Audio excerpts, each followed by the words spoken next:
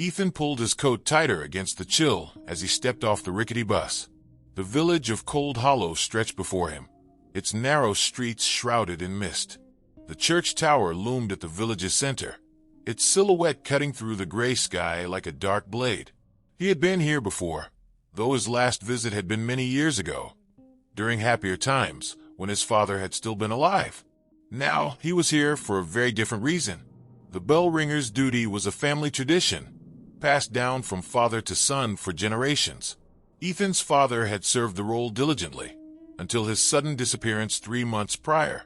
The villagers had found his coat near the forest's edge, but no trace of him was ever discovered.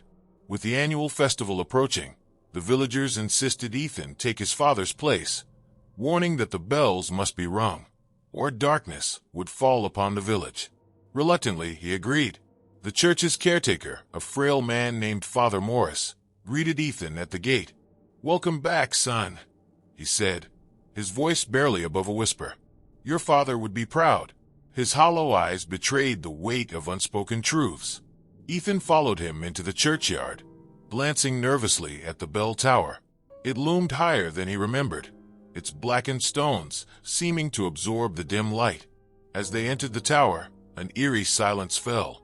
Ethan's footsteps echoed on the wooden stairs as he ascended to the bell chamber. The air grew colder, and a faint metallic smell lingered. When he reached the top, he placed his hand on the bell rope. A sudden chill ran through him as a whisper echoed in his mind. "They're waiting." Ethan froze, but the sound was gone. Ethan's first morning as the bell ringer dawned with a pale sun barely cutting through the fog. The village stirred to life below as he climbed the bell tower. The journal he had found last night, his father's, rested heavily in his coat pocket, but he had yet to read beyond its opening lines. There was something unsettling about the way his father had written. Hurried, frantic, as if aware his time was running out. At the top of the tower, Ethan paused, staring at the massive bronze bell. It hung silent, its surface etched with strange symbols that he hadn't noticed before. With a steadying breath, he pulled the rope. The first toll echoed through the village, a low, resonant boom that vibrated through Ethan's chest. As he prepared for the second, something caught his ear, a faint, almost imperceptible whisper. He paused, looking around the empty chamber. The second toll followed, louder this time. The whisper returned, clearer now, though still unintelligible. Ethan's pulse quickened.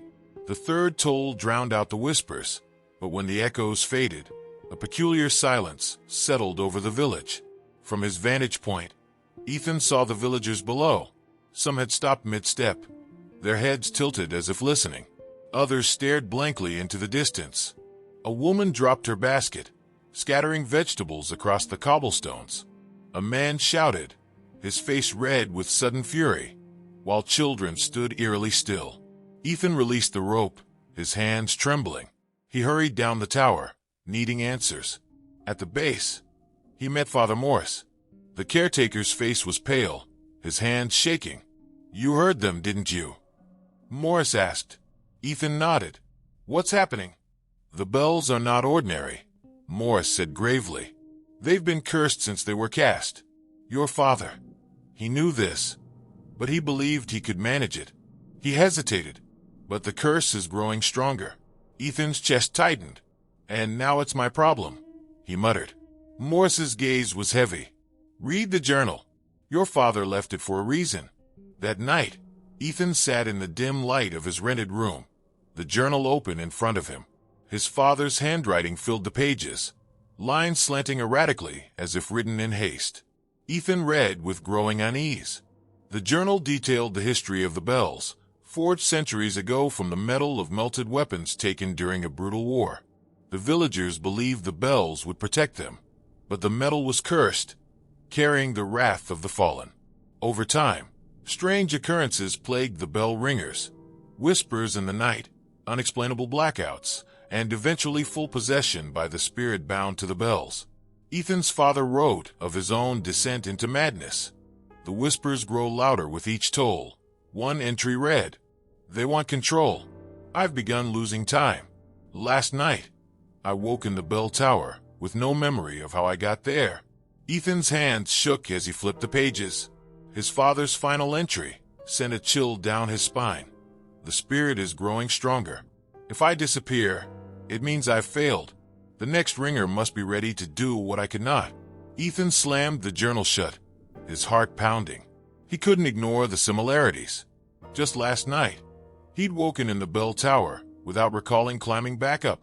A sudden gust of wind rattled the window. Ethan jumped, clutching the journal tightly. He glanced at the clock. Midnight. From across the village, the faint toll of the bell echoed, though Ethan hadn't rung it. His stomach sank. He hadn't rung it, but something had. A cold sweat broke over him as he whispered to himself, "What did you get yourself into, Dad?" The spirit wasn't waiting. It had already begun. The annual festival arrived in full force, bringing a temporary sense of cheer to Cold Hollow. Lanterns lined the cobblestone streets, and villagers bustled about, their earlier unease buried beneath the festive atmosphere. Ethan tried to blend in, but he couldn't shake the weight of his father's journal or the disturbing midnight tolls. As the day progressed, the odd behavior among the villagers worsened. A young boy burst into hysterical laughter during a quiet moment of prayer. An elderly woman collapsed, clutching her chest as she murmured something about the shadows calling. By evening, Ethan could no longer ignore the growing unease. The festival's final ceremony was to take place at midnight. The ceremonial ringing of the bells. Ethan dreaded it but knew he couldn't refuse. He sought out Father Morris. The caretaker was in the church, lighting candles. His expression was grim. "It's stronger than I feared," Morris admitted. "The spirit is feeding off the villagers. The final toll will only make it worse." "What can we do?" Ethan asked, his voice tense. Morris hesitated. "The only way to break the curse is to destroy the bells.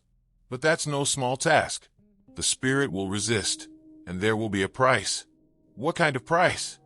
Morris didn't answer, his silence heavier than words.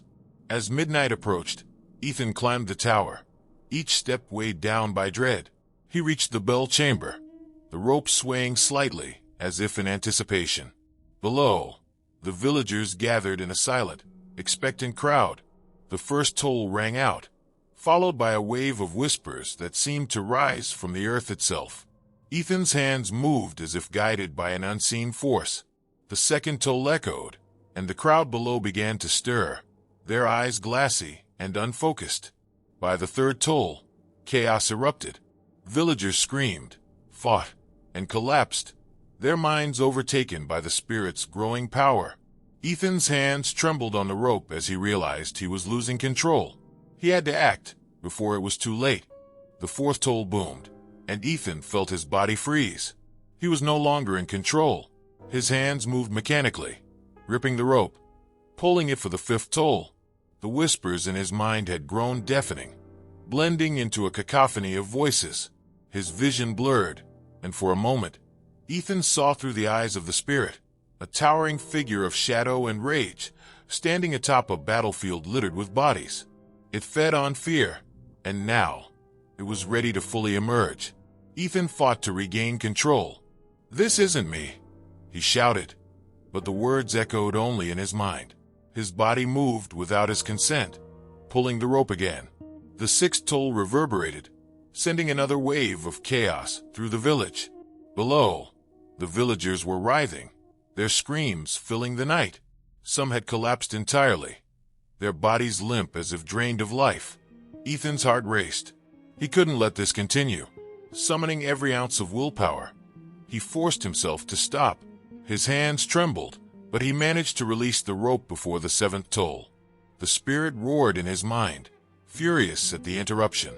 Gasping, Ethan stumbled back. His father's journal flashed through his thoughts, his final warning. "You must be ready to do what I could not." Ethan knew what he had to do. He glanced at the lantern he'd brought up earlier, its flame flickering weakly in the cold air. Destroying the bells would mean destroying the tower, and likely himself. The spirit's whispers became screams, trying to paralyze him. But Ethan pushed forward, grabbing the lantern. With a final surge of defiance, he hurled it at the base of the bells. The oil ignited instantly, flames licking up the ropes and wooden beams. The spirit's screeches filled the air as the fire consumed its vessel. Ethan stumbled back, coughing from the smoke, but he knew there was no escape. As the fire engulfed the tower, Ethan felt a strange sense of peace. He had done what his father couldn't. The curse would end with him. The last thing he heard before the flames took him was the faint, mournful sound of the bells melting. The villagers watched in stunned silence as the bell tower burned. The flames illuminated the night, casting long shadows across the village square. For the first time in weeks, the oppressive whispers had ceased. Father Morris stood among the crowd, his face a mask of sorrow and relief. "He did it," he whispered. Ethan broke the curse. The fire raged on, consuming the cursed bells. As the final beams of the tower collapsed, a gust of wind swept through the square, carrying away the last remnants of the spirit's presence. The villagers slowly began to stir, their minds clearing as if waking from a terrible dream. By dawn, the fire had burned itself out, leaving only smoldering ruins. Ethan was gone, but his sacrifice had saved them all. The village mourned him, but they also knew that his actions had freed them from a centuries-old curse. They decided to leave the tower in ruins, a solemn reminder of the price that had been paid. In the days that followed, Cold Hollow began to heal. The villagers worked together to repair the damage caused during the festival, but no one spoke of rebuilding the bell tower. It was a relic of a dark past they hoped to leave behind. Father Morris took it upon himself to record the events in the village's archives. "Let this serve as a warning," he wrote, "to those who come after us. The bells are gone, but we must remain vigilant." Despite the quiet that now settled over the village, not everyone believed the curse was truly gone. Some claimed to hear faint tolls late at night, carried on the wind from the ruins. Most dismissed it as their imagination, but the fear lingered. One evening, a group of children wandered too close to the tower's remains. They laughed and played among the rubble, daring each other to touch the charred stones. As they ran off, one child lingered, staring at the ruins. A soft chime echoed faintly in the distance. The child's eyes widened and they whispered, "Did you hear that?" But their friends were already gone. The child hesitated, then turned and ran. Far behind, hidden in the shadows, the ruins of the bell tower stood silent once more.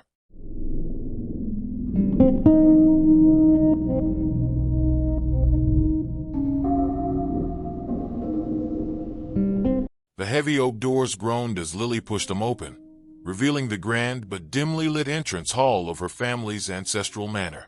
The air was thick with the scent of aged wood and cold stone, a stark contrast to the crisp autumn air outside. She paused on the threshold, her gaze sweeping across the room. Towering portraits of her ancestors lined the walls, their eyes seeming to track her every movement. It had been years since Lily last set foot in the manor.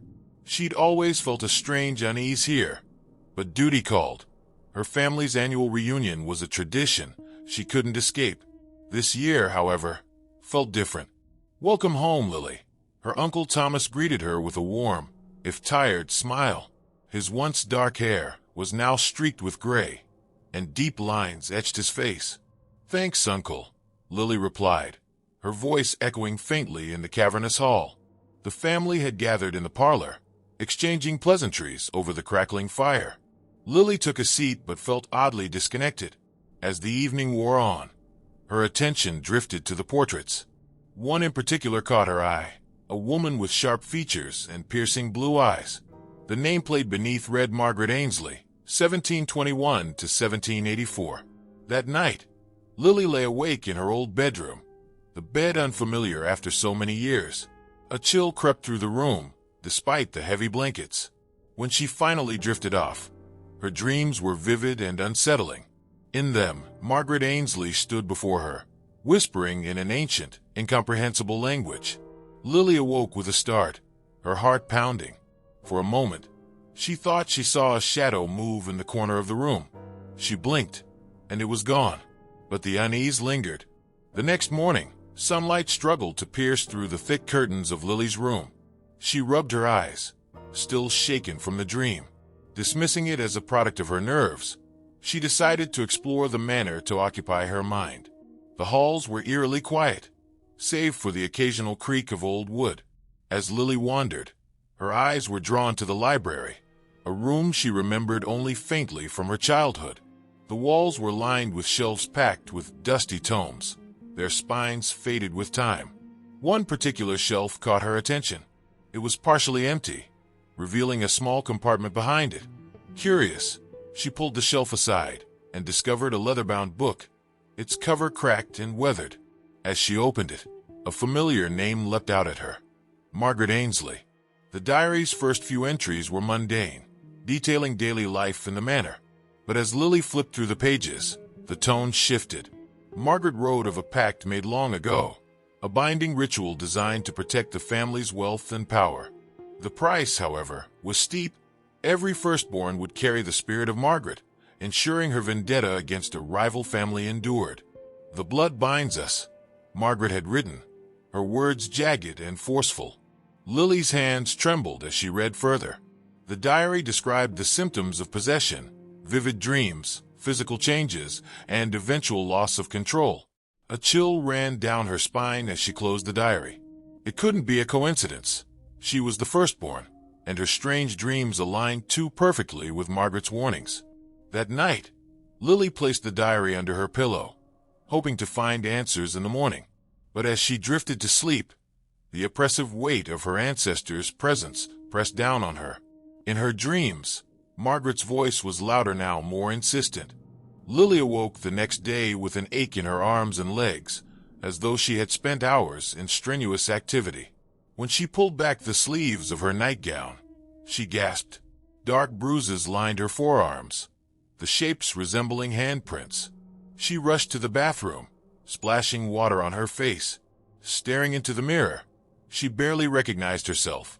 Her skin appeared paler, and her hazel eyes had taken on a sharper, almost predatory glint.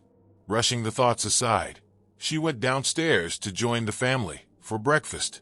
The usual hum of conversation filled the dining hall, but Lily felt detached, like an outsider observing from afar. As her Aunt Helena recounted a humorous anecdote, Lily found herself responding sharply, her tone cold and unfamiliar. Helena's smile faltered. "Are you feeling all right, dear?" "I'm fine," Lily replied curtly, though even she was unsettled by her behavior. Later, while wandering the grounds, she felt drawn to the family crypt. The air grew colder as she descended the stone steps, her footsteps echoing. Before she realized it, her hand reached out and traced the name engraved on Margaret's tomb. In that moment, a vision consumed her. She was no longer in the crypt but standing in a candlelit room. Margaret, clad in a black gown, stood over a bound man, her face a mask of cold fury. "You will pay for what your bloodline has done," Margaret hissed, raising a dagger. Lily snapped back to reality, her heart racing. She stumbled out of the crypt, desperate for fresh air. The visions, the bruises, her shifting demeanor, everything was escalating. And deep down, Lily knew the truth. Margaret was awakening. By the time of the family banquet that evening, Lily's anxiety was palpable. The grand dining hall was alive with laughter and clinking glasses, but she felt like a stranger among her own blood. She sat silently, pushing her food around on her plate. Her mind buzzed with fragments of Margaret's memories, each one more vivid than the last. The rivalry between the Ainsleys and the Darrows, the family Margaret despised, was a recurring theme. As the evening progressed, Lily felt her control slipping. The room began to blur, and a voice, not her own, rose in her mind. It was Margaret, commanding and unyielding. Suddenly, Lily stood. Her movements were stiff, unnatural. All eyes turned toward her as she raised her glass. "To vengeance," she declared, her voice carrying a strange resonance. The room fell silent. Her Uncle Thomas, seated at the head of the table, frowned. "Lily, what's going on?" Lily's lips curled into a smirk, but it wasn't her expression, it was Margaret's. "The debt must be paid in blood," she said, her voice chillingly calm. Before anyone could react, the chandelier above flickered violently. Shadows stretched unnaturally long across the walls, and the temperature plummeted. Dishes and glasses rattled as if an unseen force had swept through the room.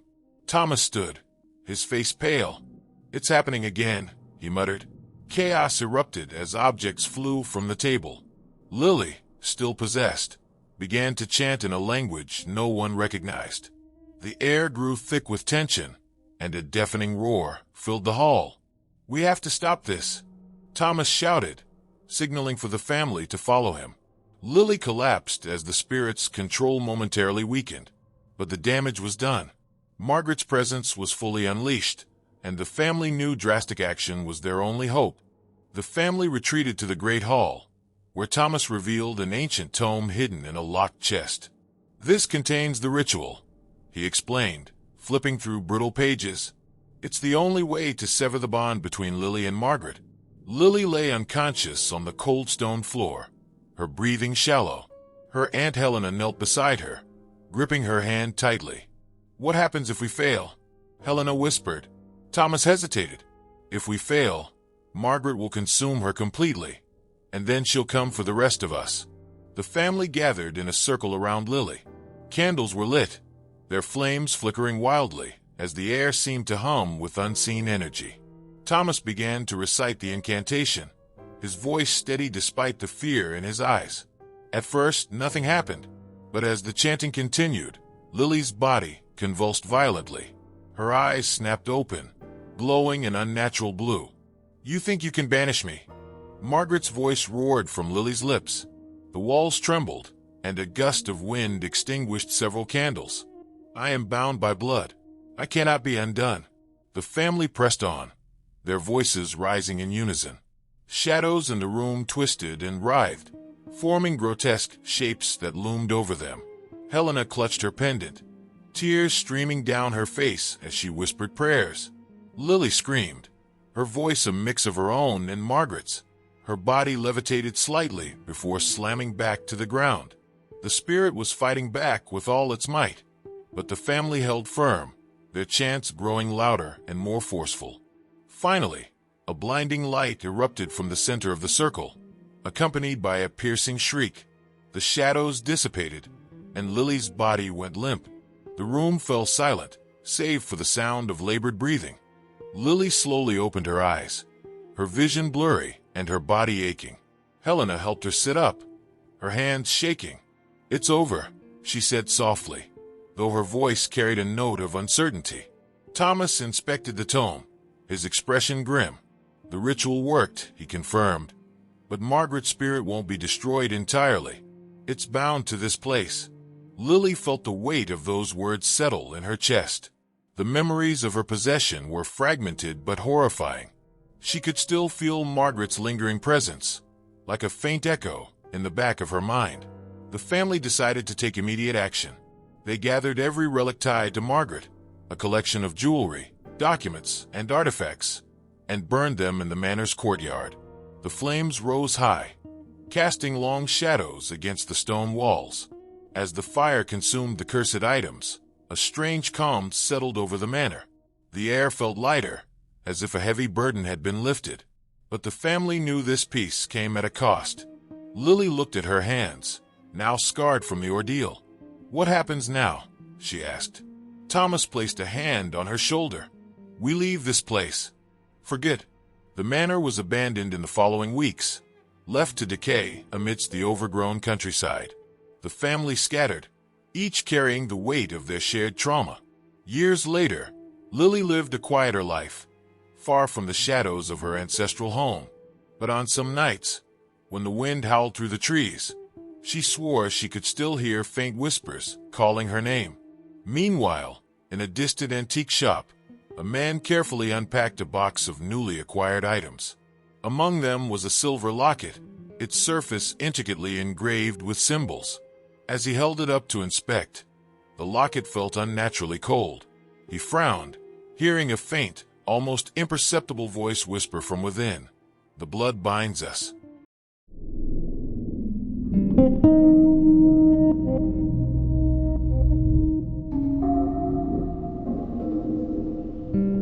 The city skyline shimmered in the distance as Alex sank into their worn-out couch. The apartment was quiet, save for the faint hum of traffic below. They let out a long sigh, rubbing their temples after another exhausting day. The large window framed the setting sun, casting long shadows across the living room. Alex's eyes drifted to the far wall, where their shadows stretched, dark and elongated. Something about it felt off. As they shifted on the couch, the shadow hesitated, lingering for a split second before catching up to their movement. They blinked, sitting up straighter. "Weird," they muttered, brushing it off as a trick of the fading light. Still, a strange unease settled over them. To distract themselves, Alex grabbed their laptop and began scrolling through emails. But every so often, their gaze flicked back to the shadow. It seemed ordinary now, perfectly mimicking their every move. As night fell, Alex turned on the lamp, casting a warm glow over the room. The shadow sharpened against the wall, larger and more defined. They stared at it for a moment longer, the earlier unease creeping back. "It's just a shadow," Alex said, trying to laugh off the feeling. But deep down, a tiny voice whispered that something was wrong. They shook their head, standing up and heading to bed. But as they turned off the light, they couldn't shake the feeling that the shadow lingered, watching. The next few days passed in a haze of routine, but Alex couldn't ignore the nagging feeling of being watched. Every evening, as the sun dipped below the horizon, the shadows in their apartment seemed to stretch further, creeping into every corner. One night, as Alex washed dishes, they noticed their shadow again. It loomed on the kitchen wall, arms moving as Alex scrubbed a plate. But something was wrong. When Alex paused to rinse, the shadow's hands kept moving for a moment longer before stopping abruptly. Alex froze, heart pounding.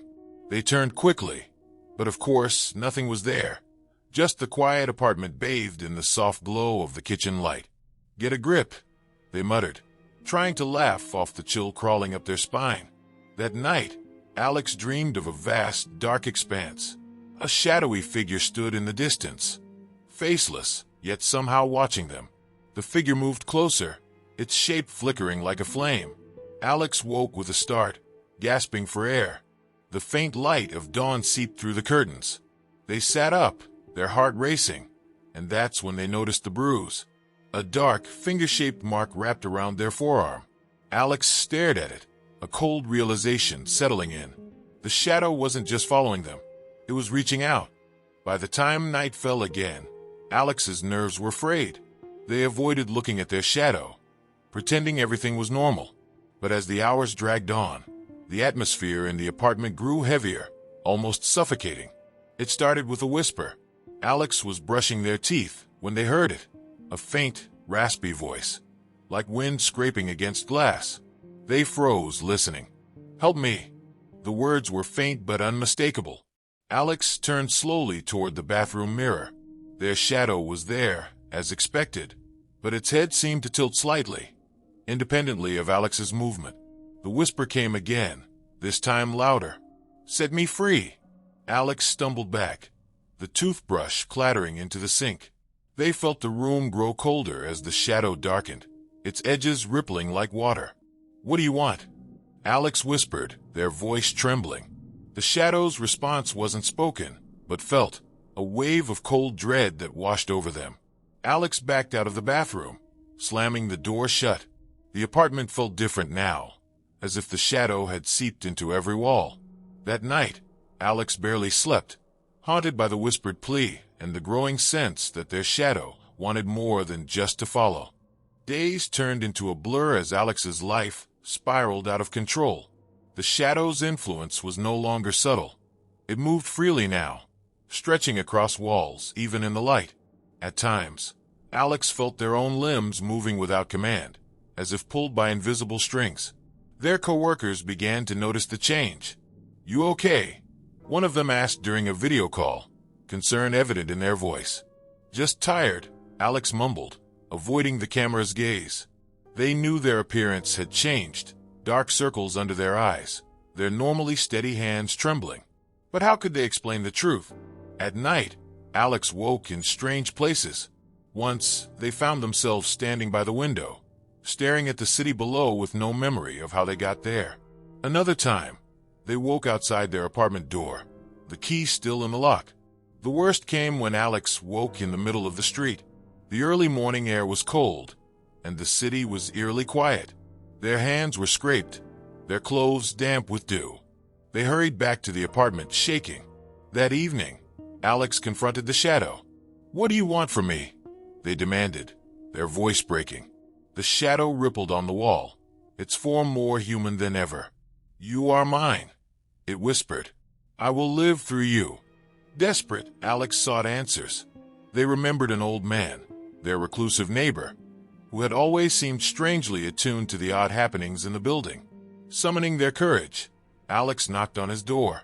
The man, Mr. Clark, opened it cautiously. His face was lined with age, but his eyes were sharp.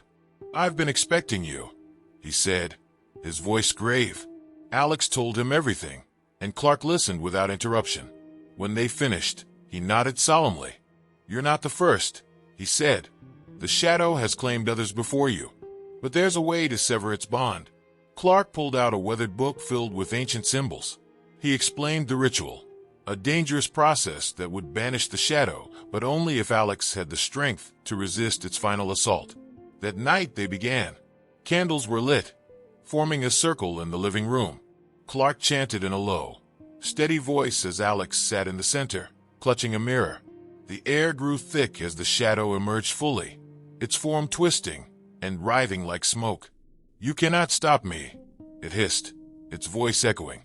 The shadow lunged, enveloping Alex in darkness. They screamed as visions flooded their mind. Past victims, their lives consumed by the entity. "Focus," Clark shouted. "You must reject it." Summoning every ounce of willpower, Alex shouted back, "You don't own me." The mirror shattered, releasing a blinding light that filled the room. The shadow let out a final, piercing shriek before dissolving into nothingness. The apartment was silent again. Alex sat on the floor, their body trembling, but their mind clear for the first time in weeks. Clark extinguished the candles, his expression weary but relieved. "It's done," he said softly. Alex looked around. The apartment seemed brighter, as if the shadow's departure had lifted a heavy veil. But they knew things would never truly return to normal. In the following days, Alex tried to rebuild their life. They returned to work, spoke with friends, and attempted to move on. Yet, every time they passed a mirror or walked past a darkened alley, they couldn't help but glance, half expecting to see the shadow lurking once more. Months later, a new tenant moved into Alex's old apartment. As they unpacked, they noticed something odd. Their shadow seemed unusually dark, its edges sharper than they remembered. They laughed it off, thinking it was a quirk of the lighting. But as night fell, the shadow moved slightly out of sync, lingering a beat too long. The cycle was beginning again.